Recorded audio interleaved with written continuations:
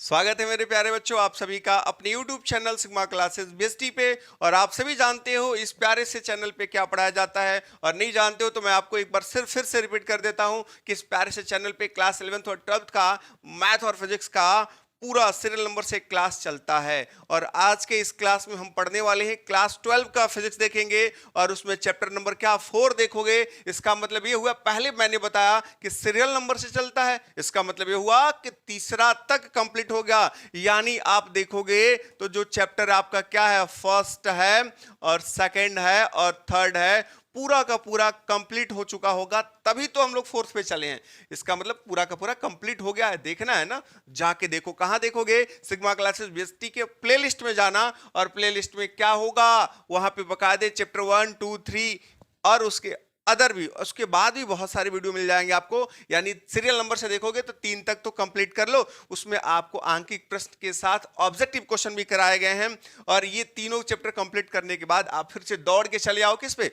चौथे पे। चौथे पे जब आओगे तो चौथा नंबर देखोगे, चैप्टर क्या आपका? संधारित्र तथा प्रावैद्युत है। और संधारित्र तथा प्रावैद्युत में आज हम लोग पहला लेक्चर देखने वाले हैं, पहला लेक्चर रिकॉर्ड करने वाले हैं, और ये जबरदस्त होने वाला है। पहला लेक्चर देखोगे यानी कि इस चैप्टर में पहला जो हेडिंग होगा क्या है, वहां से हम लोग शुरू करेंगे, एकदम जीरो से शुरू करेंगे, हीरो बनाने वाली। ठीक है, तो यहां पे देखोगे कि चैप्टर 4 की बात करें तो चैप्टर 4 का नाम क्या है? इस चैप्टर 4 का नाम है बाबू संधारित्र तथा प्रावैद्युत। चैप्टर ही बता देता है कि इस चैप्टर में क्या पढ़ना है। क्या पढ़ना है बाबू? संधारित्र के बारे में जानना है, और किसके बारे में जानना है? प्रावैद्युत के बारे में जानना है। और संधारित्र और प्रावैद्युत का रिलेशन देखना है कि कैसा रिलेशन बन रहा है। ठीक है, चलो। तो आज अगर आप मेरे चैनल पे नए हो तो आप मेरे चैनल को जरूर सब्सक्राइब कर लो, क्योंकि सब्सक्राइब नहीं करोगे तो कैसे पता चलेगा कि नौका वीडियो कहां गया, कहां आएगा, कैसे आएगा? तो नौका वीडियो के लिए आपको सब्सक्राइब करना पड़ेगा, ताकि जो भी नौका वीडियो आए आपको मिल जाए। समझ में आया? चलो यहां पे देखते हैं आज का पहला नंबर। पहला नंबर बाबू, पहला नंबर देखेंगे क्या है, हेडिंग क्या है संधारित्र में। ये कह रहा है वैद्युतधारिता की अवधारणा तथा इसकी परिभाषा बताइए। यानी पहला हेडिंग तो यही जानोगे ना कि वैद्युतधारिता क्या है। वैद्युतधारिता की अवधारणा हम लोग सीखेंगे और इसके डेफिनेशन देने वाले हैं। तो आप समझ लो, दुनिया का कोई भी अगर चालक है और चालक को आवेश देते हो, क्या देते हो? आवेश देते हो। या कह सकते हो कि अगर हम धारिता की बात कर रहे हैं तो धारिता जहां भी बात करोगे तो वहां पे आवेश का जिक्र होगा। और हम किसी भी चालक को आवेश देंगे, और चालक को तो आवेश दोगे तो वो क्या करेगा? अचालक को आवेश देते हो तो वो क्या करता है जी? अचालक अपने अंदर आवेश रख लेता है, बाहरी पृष्ठ पे आवेश नहीं रखता है। तो अचालक को अगर आवेश देते हो तो अचालक अंदर आवेश जब रख लेगा, बाहरी पृष्ठ पे नहीं रखेगा, तो वो क्या करेगा? ट्रांसफर नहीं कर पाएगा। तो हम किसकी बात करेंगे? चालक की। अगर किसी भी चालक पदार्थ को जब आवेश देते हो तो आवेश देने के अनुपात में आपका विभव बढ़ जाता है। क्या बढ़ता है? विभव बढ़ जाता है। यानी कि किसी भी तरीके का एक आप चालक ले लो, ये किसी भी तरीके का आप एक चालक ले लिए। यहां पे कोई एक आपका चालक है, और जिस चालक को हम लोग क्या कर रहे हैं? आवेश दे रहे हैं। मान लो इस चालक को आप कितना आवेश दिए? Q आवेश दिए, और इस Q आवेश देने में इसके विभव में वृद्धि कितनी हो गई? V की वृद्धि हो गई। जब Q आवेश दिए हो और Q आवेश देने में इसके विभव में V की वृद्धि हो गई, इसका मतलब इसको लिख सकते हो Q अनुकंपाती भी। यानी अनुकंपाती है, यानी जितना आवेश दिए उसी के रेशियो में क्या हुआ? ये भी की वृद्धि हो गई। क्लियर? तो Q अनुकंपाती क्या? भी। Q अनुकंपाती भी लिखे तो यहां पे अनुकंपाती नियतांक लगा सकते हो, तो आप लिखोगे Q इज इक्वल टू सी भी। Q इज इक्वल टू सी भी आप यहां लिख सकते हो, जहां C एक नियतांक है। क्या है? नियतांक। जहां C एक नियतांक है जिसे चालक की धारिता कहते हैं। क्या कहते हैं? धारिता कहते हैं। क्लियर? जब चालक की धारिता कहते हो तो यही से आप परिभाषा बना सकते हो। C इज इक्वल टू लिख सकते हो, आप देख रहे हो V का गुणा है और V इधर जाएगा तो क्या होगा? भाग। यानी Q बाई क्या लिखोगे? V। आप देखो यहां पे C का फॉर्मूला आपको मिल गया, धारिता का फॉर्मूला मिल गया। C is equal to Q by V होता है, और यही से इसका डिफिनेशन दिया जा सकता है। यानी किसी भी चालक की जो धारिता होती है वो कितनी होती है? उस चालक को दिए गए आवेश और उस चालक के विभव में होने वाली वृद्धि, होने वाली विभव में वृद्धि के अनुपात के बराबर होती है। यानी डिफिनीशन इसका कंप्लीट आप याद कर लो, सुन लो, जो बोल रहे हैं उसको लिख लेना, वो धारिता का डिफिनीशन हो जाएगा।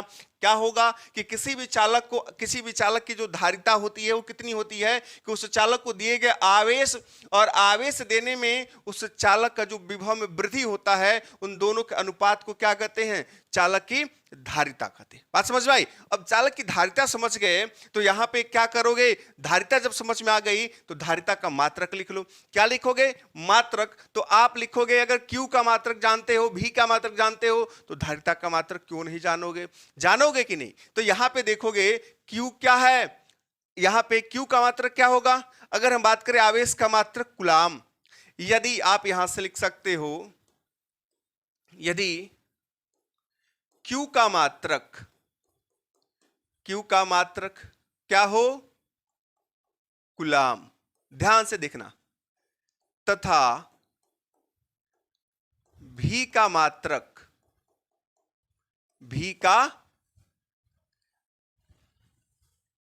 देखो V का अगर हम बात करें मात्रक, यहां पे इसको भी इरेज कर ले। चलो, अगर हम V की मात्रक की बात करें, V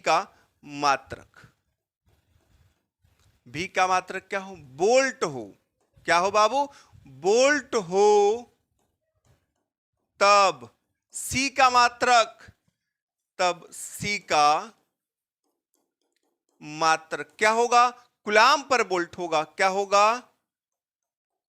कूलाम पर बोल्ट होगा। क्लियर? कूलाम पर बोल्ट होगा, और हम इसको C को शॉर्ट में फैरेड कहते हैं। यानी कूलाम पर बोल्ट होगा, जिसको आप लिख सकते हो, जिसको हम संक्षेप में, किसमें बाबू? संक्षेप में क्या कहते हैं? फैरेड कहते हैं। क्या कहते हो? फैरेड कहते हो। और इसको किससे इंडिकेट करते हो? F से। फैरेड कहते हैं। अब यहां तक बात समझ में आ रही है कि इसको क्या कहते हो? फैरेड कहते हो। फैरेड कहते हो तो क्या हो गया? यानी कि 1 फैरेड बराबर 1 कूलाम पर बोल्ट भी लिखा जा सकता है। आप यहां से देख लो कि आप कहे हो कि कूलाम पर बोल्ट को क्या कहते हो? फैरेड भी कहते हो। तो इसका मतलब यह हुआ कि 1 फैरेड बराबर क्या लिखोगे? 1 फैरेड बराबर हो जाएगा 1 कूलाम पर बोल्ट। क्लियर? 1 कूलाम पर बोल्ट। इससे देखो क्या समझ में आ रहा है?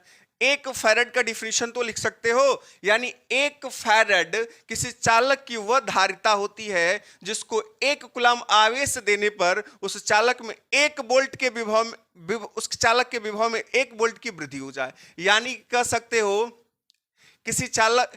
1 फैरेड किसी चालक की वो धारिता होती है। आप लिखना चाहो तो क्या लिखोगे?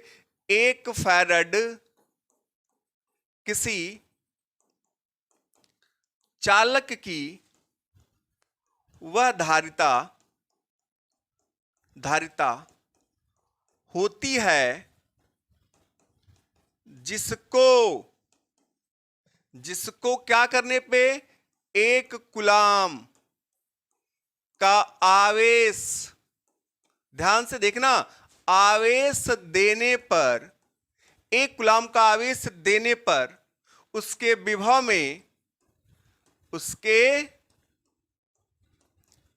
में कितने की बाबू? 1 वोल्ट की वृद्धि हो जाती है। 1 वोल्ट की वृद्धि हो जाती है।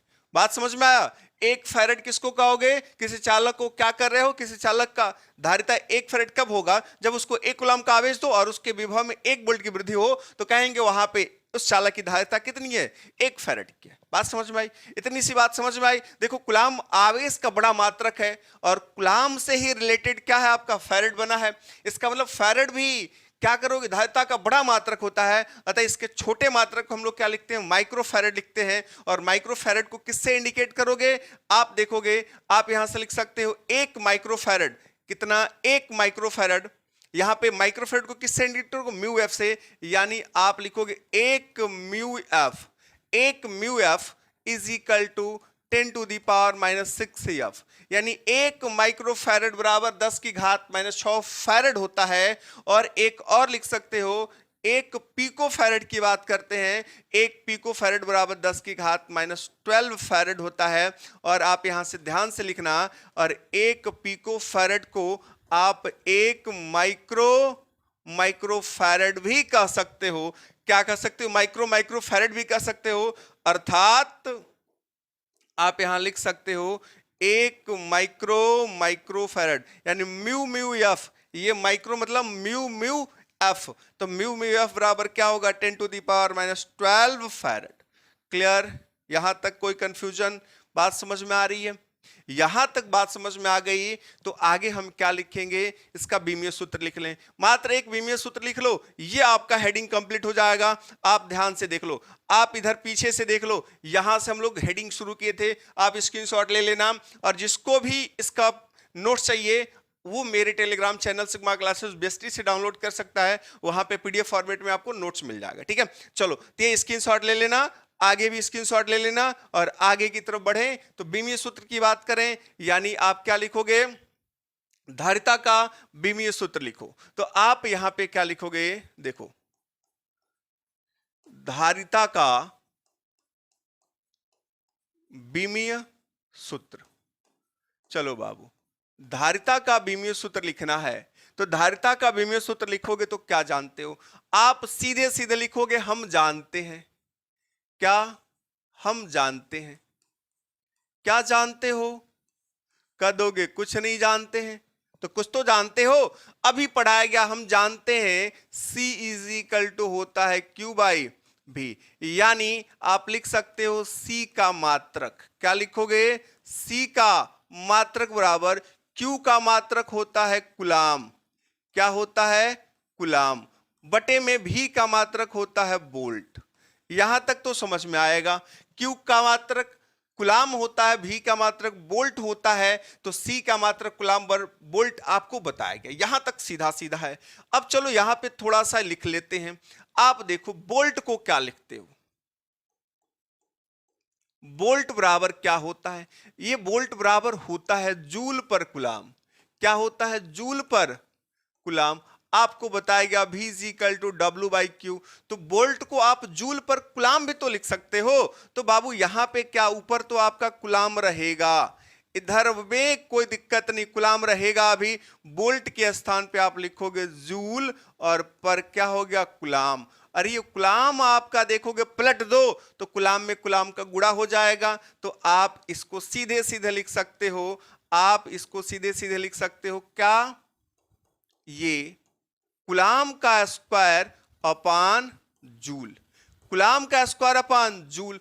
अब आपको सूत्र बताया गया होगा, यहां देखना, Q बराबर होता है IT, यानी कूलाम बराबर एम्पियर सेकंड लिखते हो, और आप लिखते हो W बराबर F into yes, F into yes, और F को तो तोड़ लो, F को लिखते हो M इंटू A, यानी W is equal to F के स्थान पे आप नोट करोगे MA इंटू क्या? यस। बात समझ में आई? अब वहां से देख लो, कूलाम को क्या लिखोगे? Ampere second.